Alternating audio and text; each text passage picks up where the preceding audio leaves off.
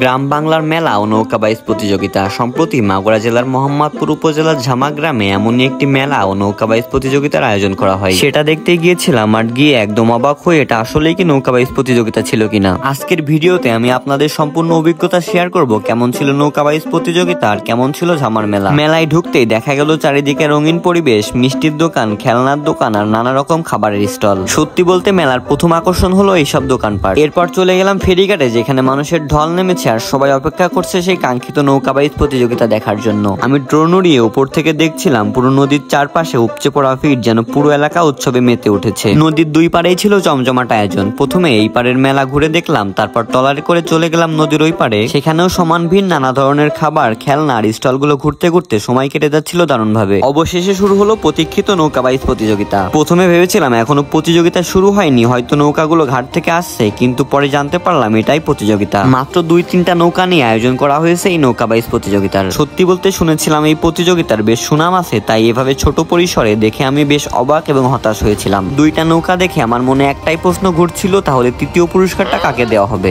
আরেকটা ব্যাপার খুব খারাপ লেগেছে, সেটা হলো প্রতিযোগিতার সময় যে ট্রলারগুলো নৌকার সঙ্গে যায়, সেগুলো পাড়ের দর্শকদের দৃষ্টি পুরোপুরি আড়াল করে দেয়। মানুষ ঘন্টার পর ঘন্টা অপেক্ষা করে নদীর মাঝখান দিয়ে নৌকা দৌড় দেখার জন্য, অথচ ট্রলারের ভিড়ে ঠিকমতো দেখাই যায় না। আমার মতে কর্তৃপক্ষের এই ব্যাপারে আরো সচেতন হওয়া উচিত। তবে হতাশা থাকলেও একটা বিষয় সত্য, মেলাটা ছিল দারুণ জমজমাট আর প্রাণবন্ত। তো এই ছিল আমার মাগুরা মোহাম্মদপুরের ঝামা গ্রামের মেলার অভিজ্ঞতা। আপনাদের কাছে মেলাটা কেমন লেগেছে বা গিয়েছিলেন কিনা অবশ্যই কমেন্টে জানাবেন।